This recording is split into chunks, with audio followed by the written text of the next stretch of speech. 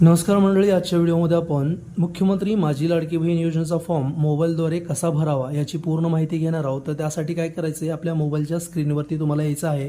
त्यानंतर play store हे app दिसेल, तर हे ॲप तुम्हाला ओपन करायचं आहे. तर हे ॲप ओपन केल्यानंतर ह्यात काय करायचं आहे, नारी शक्ती ॲप टाईप करायचं आहे. नारी NARI नारी शक्ती ॲप टाईप केल्यानंतर काय होईल, हे नारी शक्ती दूत ॲप येईल. तर याला ओपन करून घ्यायचं आहे. ओपन केल्यानंतर बघा असा आयकॉन तुम्हाला दिसेल. तर हे वालं ॲप जे आहे ते तुम्हाला ओपन करायचं आहे. तर याला इन्स्टॉल करून आपण घेऊया. इन्स्टॉल करण्यासाठी थोडासा वेळ लागणार आहे.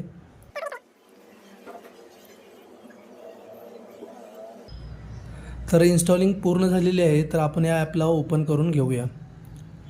ओपन केल्यानंतर तुम्हाला असा इंटरफेस दिसेल. त्यानंतर काय करायचं आहे, स्किप इथे बटन आहे, त्या स्किप बटनावरती क्लिक करायचं आहे आणि त्यानंतर ज्या महिलेचा फॉर्म भरायचा आहे तिचा मोबाईल नंबर इथं टाकायचा आहे. तर आपण मोबाईल नंबर टाकून घेऊया.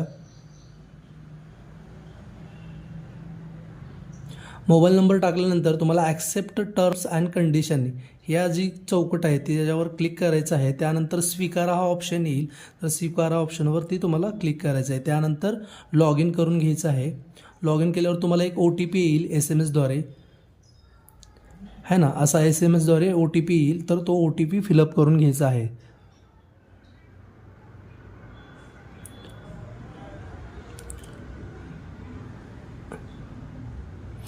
तर आणि त्यानंतर OTP टाकल्यानंतर तुम्हाला व्हेरीफाय OTP या बटनावरती क्लिक करायचं आहे.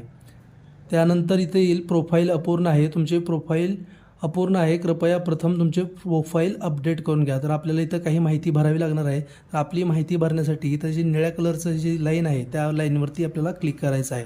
त्यानंतर आपल्याला काय करायचं आहे की ही प्रोफाईल अपडेट करायची आहे. तर इथं ज्या महिलेचा फॉर्म भरायचा आहे तिचं पूर्ण नाव या कप्प्यात टाकायचं आहे तुम्हाला. त्यानंतर काय करायचं आहे, तिचा ईमेल ID जो असेल तर इथं टाकायचं आहे. ही सर्व माहिती तुम्ही शक्यतो इंग्लिशमध्ये भरा. त्यानंतर इथं डिस्ट्रिक्ट येईल, ती कुठल्या जिल्ह्याची महिला आहे त्यानुसार तिला जिल्हा निवडायचा आहे. त्यानंतर तिचा तालुका निवडायचा आहे, जो तालुका असेल तो टाकायचा आहे. त्यानंतर काय करायचं आहे, नारी शक्तीचा प्रकार आहे. तर नारी शक्तीचा प्रकार इथं क्लिक केल्यानंतर तुम्हाला इथं भरपूर ऑप्शन भेटतील, ज्यामध्ये सामान्य महिला असेल, बचत गट अध्यक्ष असेल, बचत गट सचिव असेल, गृहिणी असेल, अंगणवाडी का सेविका असेल, ग्रामसेवक असेल. तर ज्या बी त्या महिलेचा प्रकार असेल तो तिने सिलेक्ट करायचा आहे. सामान्य महिला असेल तर सामान्य महिला टाकायचं आहे आणि त्यानंतर अपडेट करा या ऑप्शनवरती क्लिक करायचं आहे. त्यानंतर असं पेज ओपन होईल.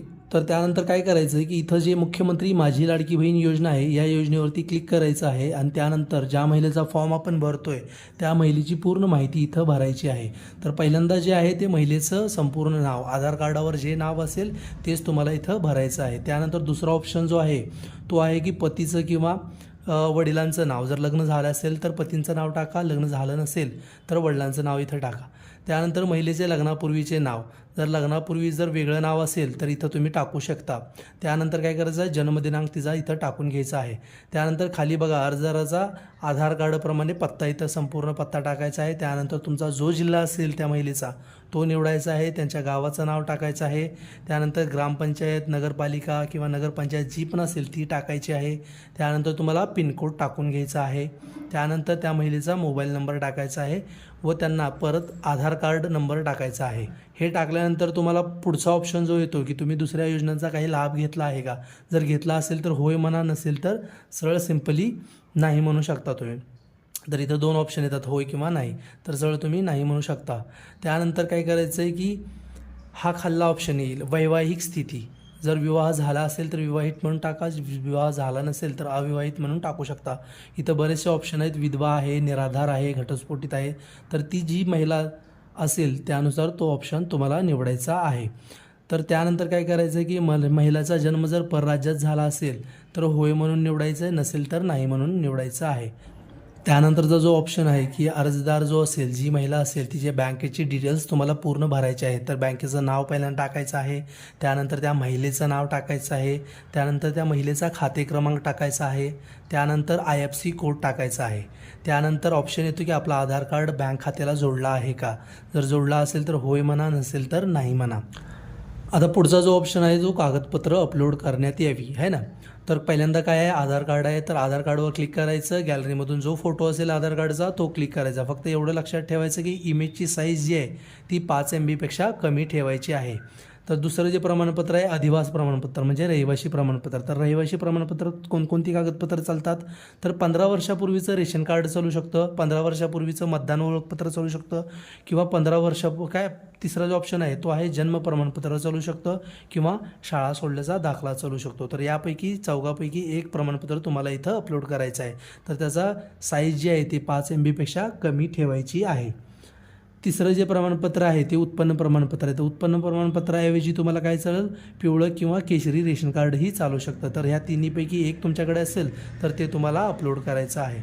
त्यानंतर जो ऑप्शन आहे की अर्जदाराचं हमीपत्र जे आहे ते या व्हिडिओच्या तुम्हाला जे कमेंट बॉक्स आहे त्यात मिळेल, किंवा या ॲपमधून सुद्धा तुम्ही ते हमीपत्र डाउनलोड करू शकता. तर ते डाउनलोड करून घ्यायचं आहे, त्याच्यावरती सिग्नेचर करायचं आहे, आणि जसं की तुम्हाला दाखवतो मी इथं असं असतं ते हमीपत्र. तर इथं साईन करायचे आहे आणि ते प्रमाणपत्र जे आहे ते आपल्याला इथं फोटो काढून अपलोड करून घ्यायचं आहे. तर आपण असं क्लिक करूया, तर हे अपलोड झालेलं आहे. तर त्यानंतर बँक पासबुक आहे, बँक पासबुकवर क्लिक करायचं आहे, गॅलरीमधून फोटो सिलेक्ट करायचा आहे बँक पासबुकचा आणि तोही इथं अपलोड करायचा आहे. त्यानंतर काय करायचं आहे, महिला जर परराज्यातील असेल तर तिच्या पतीची कागदपत्र चालतील. पतीचं रेशन कार्ड चालेल, 15 वर्षापूर्वीचं मतदान कार्ड चालेल, जन्म प्रमाणपत्र असेल तर ते चालेल, शाळा सोडल्याचा दाखला असेल तोही चालेल. तर त्यानंतर काय करायचं, अर्जदाराचा लाईव्ह फोटो लागेल. तर अर्जदाराचा या फोटोवर क्लिक करायचं आहे, अर्जदाराचा लाईव्ह फोटो आपल्याला काढायचा आहे आणि तो अपलोड करायचा आहे. तर त्यानंतर काय करायचं आहे की ॲक्सेप्ट हमीपत्र या जे टिक करायचं आहे याच्यावरती टिक करायचं आहे आणि स्वीकारा ऑप्शनवरती क्लिक करायचं आहे आणि माहिती जतन करा या बटनावरती क्लिक करायचं आहे. तर त्यानंतर असा ऑप्शन येईल की तुमचा फॉर्म पूर्णपणे भरला गेलेला आहे. तर एकदम सोपी आणि साधी पद्धत होती. अशा तऱ्हेने तुम्ही फॉर्म भरू शकता. तर व्हिडिओ जर आवडला असेल तर व्हिडिओला लाईक करा आणि चॅनलला सबस्क्राईब करा. भेटूया नेक्स्ट व्हिडिओमध्ये.